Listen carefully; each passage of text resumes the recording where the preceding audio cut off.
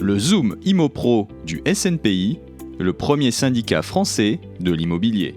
ASL, Association syndicale libre. L'Association syndicale libre est une organisation créée en 1865 dont le régime est réglementé par l'ordonnance numéro 2004-632 du 1er juillet 2004 et par le décret numéro 2006-504 du 3 mai 2006. Ce podcast vise à vous présenter succinctement dans un premier temps les conditions de son adoption et, dans un second temps, un de ses organes essentiels, à savoir son président.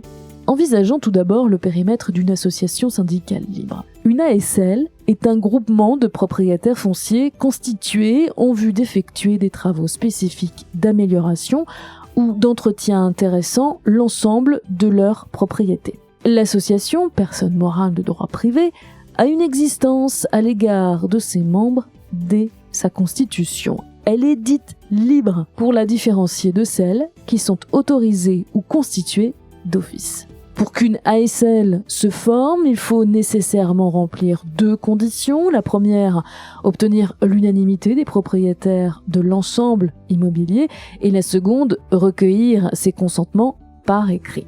Attention, aucune assimilation ne peut être faite entre le régime de la copropriété et celui de l'association syndicale libre. Comment savoir si une ASL existe ? Le site du journal officiel des associations et fondations, JOAFE, publie les annonces relatives aux associations syndicales de propriétaires, mais il peut arriver que certaines ASL, ne respectant pas les obligations légales qui leur incombent, ne soient pas enregistrées. Intéressons-nous maintenant aux fonctions du président de l'ASL.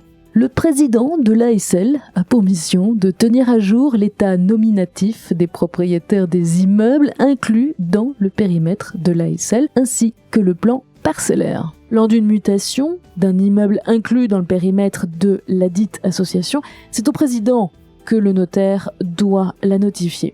Le président de l'association doit également déclarer et publier les modifications apportées au statut. Attention, ni l'ordonnance, ni le décret n'indiquent expressément que le président de l'ASL est le représentant légal de celle-ci. Cependant, les statuts précisent habituellement que cette qualité est attribuée au président de l'association.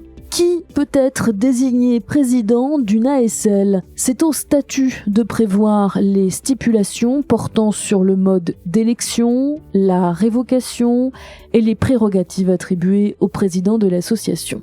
Le silence des statuts sur un point n'équivaut pas à une autorisation tacite. À titre illustratif, aucune délégation de pouvoir ne pourra être effectuée, et ce même pour de la gestion courante, si les statuts et ou l'Assemblée ne l'ont pas expressément autorisé. Le président peut être aussi bien une personne physique qu'une personne morale et être ou non membre de l'association pour autant que les statuts le permettent. Attention, la fonction du syndic comme en copropriété n'existe pas au sein des ASL.